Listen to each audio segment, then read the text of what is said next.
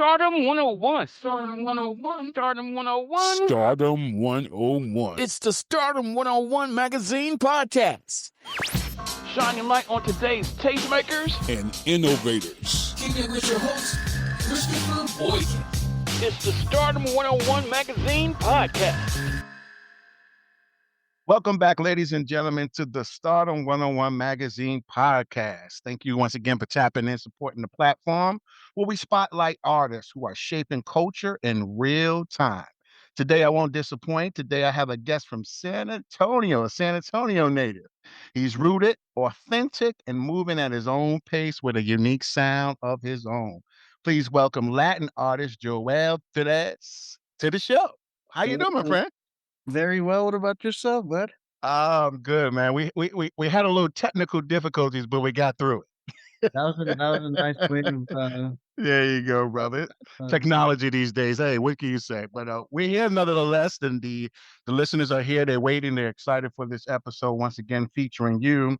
We're going to tap into a lot of things that you do, your success, of course, the record label, your sound. You definitely have a unique sound, a very authentic artist, and I want to plug all of those things. I'd like to start out with your bio. I noticed something in your bio I thought was really cool. It says, "It's never a joke if it's true." And that line really stood out to me, Joel. I was like, okay, we gotta play with that a little bit. What does that phrase mean to you as an artist when it says it's never a joke if it's true? That's very interesting. It's never a joke if it's true. Mm-hmm. Man, it goes beyond words for me. It's because when you stick to yourself, Mm-hmm. oh man, it's because we're here. Yeah. When you're in the moment, Mm-hmm. like this ain't no Netflix, you know. There you go. And you're just watching. I like that. It's Different. It's a real different.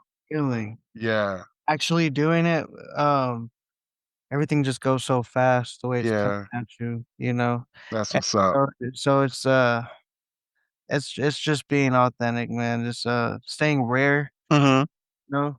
Mm-hmm. That's being true is being rare. There you go.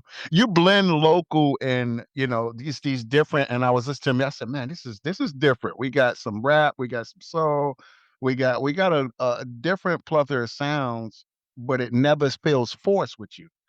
That's why I'm like, okay, well, wait a minute. We got to talk about that. How did you discover this sound? That you literally have a unique sound and it's authentic. How did you discover this sound? That's really like true and unique to you.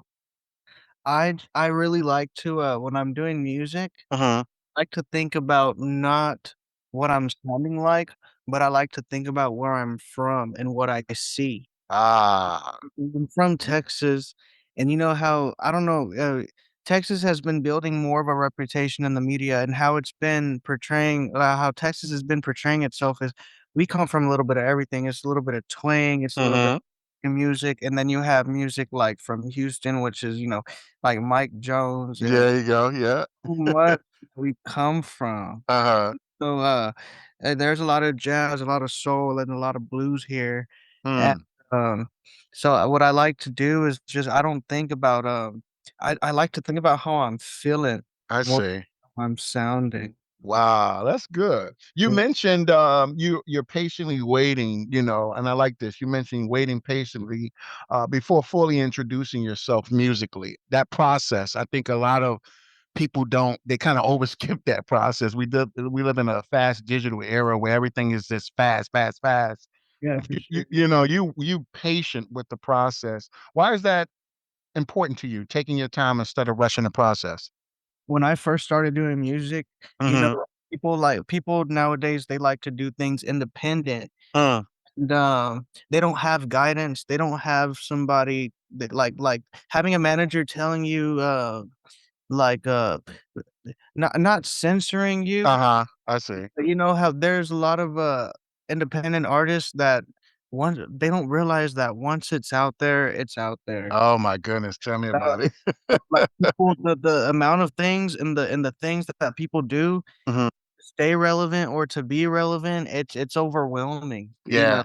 So uh Yeah, so what's it called?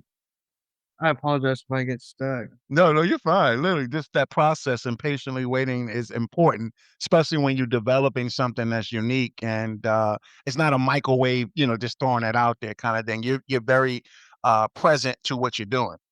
Yeah, for sure. I try to be because people remember things. Hmm. Um, especially when you're a well-established artist and you've been doing it for quite some time, people are never gonna forget the thing. That is so true, true. That Like is so true. you hear about you we still hear about 90s and 80s art. We still hear about that kind of cheese man. We still hear about those kind of things that happened way back then and it still gets brought up, you know. Nice. You're absolutely right. Signing with RLP Records, and we'll talk about that for a minute, kind of pivot. RLP Entertainment Management. That's definitely seemed like a pivotal moment for you. What did that partnership allow you to do creatively that you couldn't possibly do before? That's definitely a pivotal move. I love that you asked that. Hmm. It definitely opened my mind to being more open to other Latin cultures, you know, Mm. kind of mix my sound because and we were just talking about this too. If you're a Latino, you know what kind of music, Hmm. what comes from where. So you know if you hear Puerto Rican or Dominican, you know if you Wow. Mexican. But Hmm. what we like to do, I think the most pivotal point there was, I think the biggest thing that I've learned was to not think about it. I like to just be Latin. Ah, I see. Embrace who you really are. I want everybody. I want all of, not even just Latin America, Sure.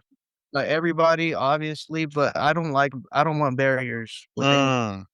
when it Wow. comes to any type of culture, music, art form. I don't I because throughout history, everything is connected Mm. anyway. That's what's up, man. Let's talk about the EP, which I can't even pronounce, so I'm not even gonna try to. The title of the EP alone. Can you say that just so the listeners can hear the EP? Because I don't want to butcher it. You're okay, but it's Corazon de mi San Anto, and what Wow. it means is heart Uh-huh.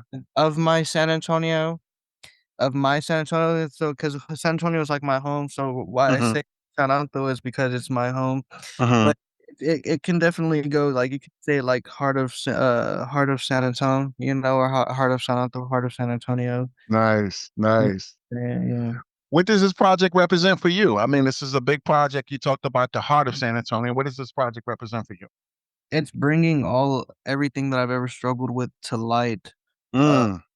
because it's definitely a coping mechanism Hmm.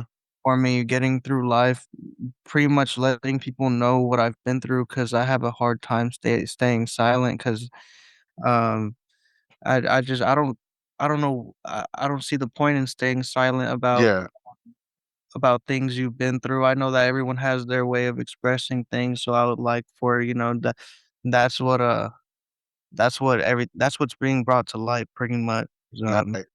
That's yeah. fantastic, brother. If someone's hearing your music for the first time, which song do you think that kind of best introduces you or best represents you, Terrell? What, like, if they listen to the EP or they listen to your music for the first time, is there a song that you like? Oh, hey, this is the one. This represents me best.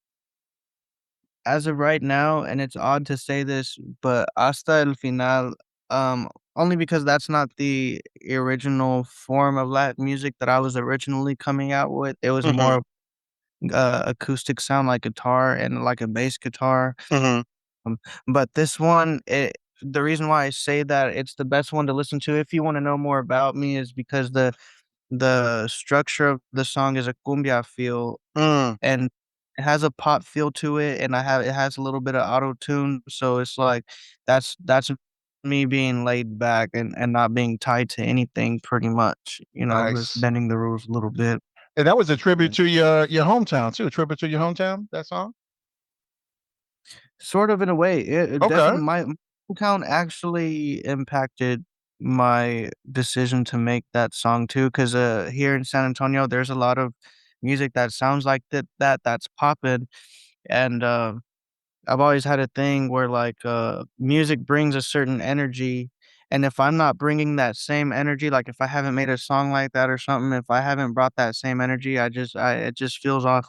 I want to be able to have made all sorts of sounds. So that's one of the biggest sounds here in San Antonio. That's what led me to do so, because everyone Mhm. eats that up. You know, everyone Mm. sound down here. That's beautiful, brother. You said you're comfortable talking about your fears and insecurities, which I really love about you as an artist, because you know a lot of artists don't, especially in this day and time. People are trying to Yeah. hide stuff. They Oh, don't yeah. want you to know, right? So just the vulnerability in itself lets you know that you're human, and it also gives your fans a way to connect with you, which a lot of people just simply don't do in this day and time.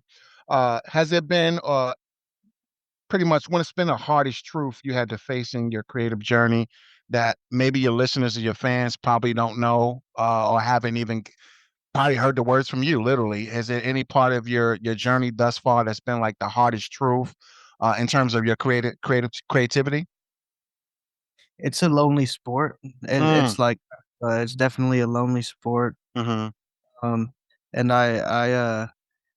just to get here, I've had to sacrifice a lot of time with a lot of people. I see.